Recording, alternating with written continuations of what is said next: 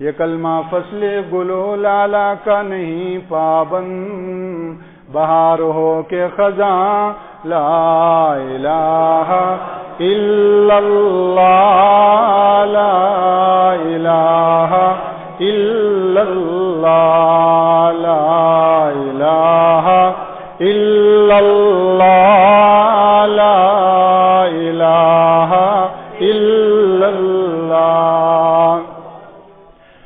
باطنی اعتبار سے بھی، یہ تو ظاہری اعتبار سے، باطنی اعتبار سے بھی انسان کی زندگی پر کبھی بہار آتی ہے، کبھی خزاں آتی ہے۔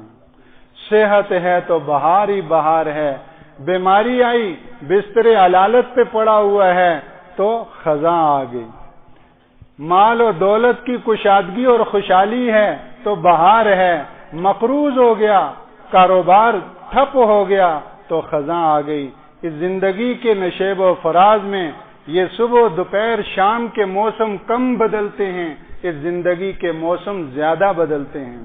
ان ربک یبسط الرزق لمن یشاء ویقدر انہ کان بعبادہ خبیرا بصیرا۔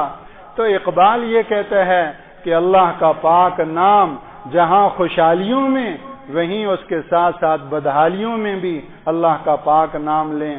حضرت یونس علیہ السلام نے مچھلی کے پیٹ میں ان اندھیروں کے اندر بھی لا الہ کہا تھا۔ یوسف علیہ السلام نے جیل کی سلاخوں کے اندر بھی لا الہ الا اللہ کی ضرب لگائی اور جیل کے لوگوں کو اللہ کی توحید کا راستہ دکھایا۔ رسول پاک صلی اللہ علیہ وسلم نے مکی زندگی میں یہ لا الہ الا اللہ ہی کی محنت کی کہ بیت اللہ سے 360 بتوں کو نکالا، فاران کی چوٹیوں سے یہ لا الہ الا اللہ کا کلمہ گونجا۔ یہ میں نقل کر رہا ہوں، آپ کو یاد کروا رہا ہوں کہ کن کی قربانیاں ہیں۔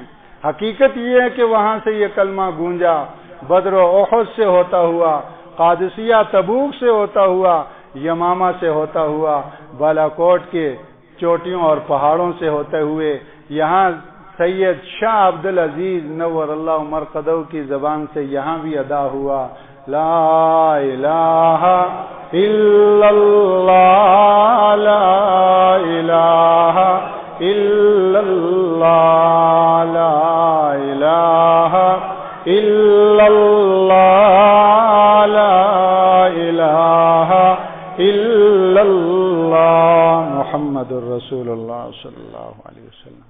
السلام علیکم ورحمۃ اللہ۔